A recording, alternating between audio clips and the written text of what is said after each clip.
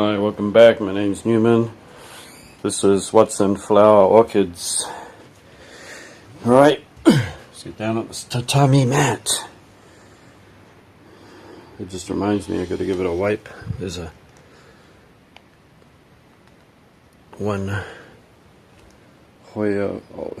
old peduncle that fell off this Hoya Bella. That's normal, that's what they do. What am I doing? It's orchids. Okay, so today's orchid is Miltonia Rikyu. Purple beeper. Did I just spot some yucky leaves? I did. It's a thing with Miltonias and that they're just so susceptible to anything. But this one is quite hardy. And I'm growing it indoors, and the reason why I'm growing it indoors is I have a problem with what you have a problem with. The same, and that's called altitude. So orchids typically start, well, a lot of them, let's exclude Brassavola nodosa and epiphyllums and maybe some what do you call them? There's another species but it's gone out of my head. But there are a lot of ones that grow at sea level, yes. There's some cattleyas that do that too. But, however, a lot of them grow 500 meters and above. And this one is one of those, see? So, being lower altitude, it gets far too hot for it. So outside, there's only one option for me in my tropical climate. They can have heavy rains, almost, 90% humidity in the summer. If it is bright and sunny for many days on end during the summer, it can go down to 40% for a short time. This is because of the intense amount of sun rays, but we're 25 meters above sea level, right? So a lot of these high altitude orchids suffer. When you go over 90 Fahrenheit, then you start giving them just too much stress. And the only way I could grow this Miltonia, if I wanted to, is to once again mount it and to have it hanging under the trees, because hanging under the trees is just maximum airflow and it's the coolest place that I can provide. It actually never gets too hot for an orchid if you hang them under trees, especially if you've got a few trees in your property. Alright, so this is the way it is. But I'm growing this Miltonia indoors, and it is budded and flowering. So it's got one flower open, so we're just going to go ahead and do this video. Here it is.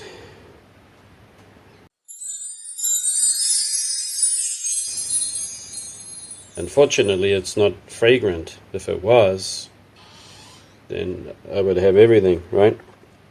So it's just beautiful to look at. But it is when I do look it up and I find information, and I'll try to put it on the screen, it is a cross between 2 or 3 Miltonias, and one of them being a species that does grow in the same conditions as a lot of cattleyas. So it grows on rocky outcrops, but once again, that's high altitude, close to the coast in Brazil. And the other one is much further in, one that grows much further inland.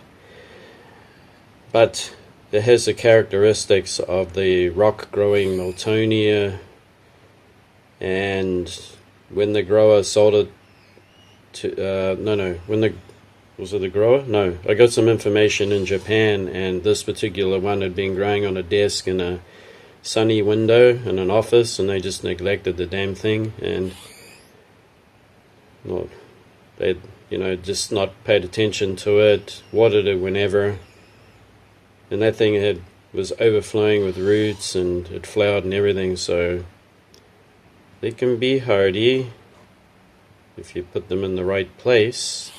But this flower is quite beautiful, and you have all these buds here, which I don't want to touch, and there are buds here.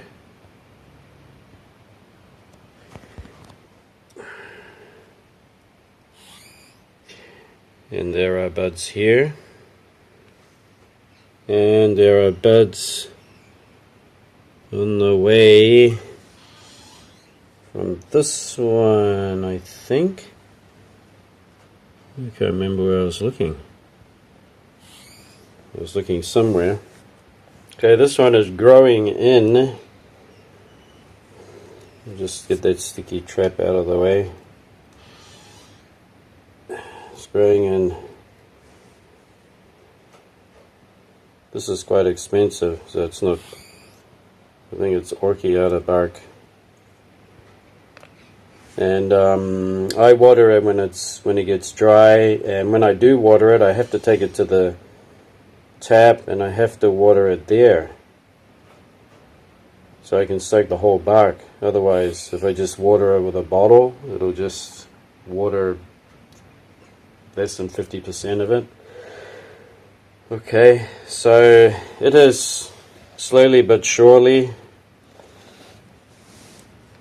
growing this bulb and this and this one and the one on the inside. So that's 4, and a 5th one, which is this one here. Once again, Miltonias, just like Oncidiums, can trick you.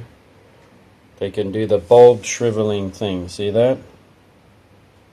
But they're just going to shrivel because you just get old. The older bulbs will shrivel, and the newer ones are plumper. You might want to water it more and more and more, but I would be very scared to do that and worried because they just rot too easy.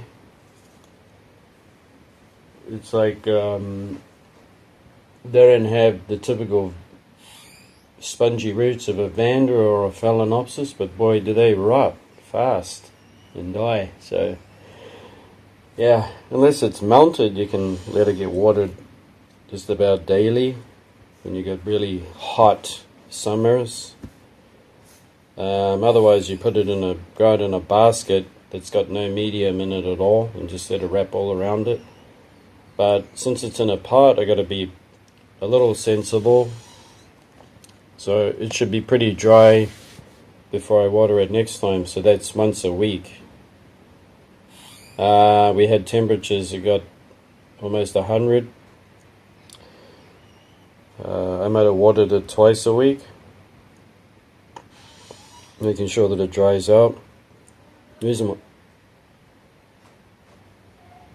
it's been doing really well because we have these indoor conditions which can be kept cooler, right? So yeah, I would definitely want to try one of these on a mount out in the garden and see how that goes, because I lost my other one. It didn't surprise me, but it died after we reached 100 Fahrenheit, and it was in perfect shade, no direct sun at all, and it had fans blowing and everything, but it died because of the heat. And I cannot, no matter how many fans I have blowing in that, I would have to have an industrial fan, but I had 3 fans blowing and it didn't work. Only under the trees would. So there we have it. This Miltonia Leekio Purple Beaver. What a name. There's a made label there, see?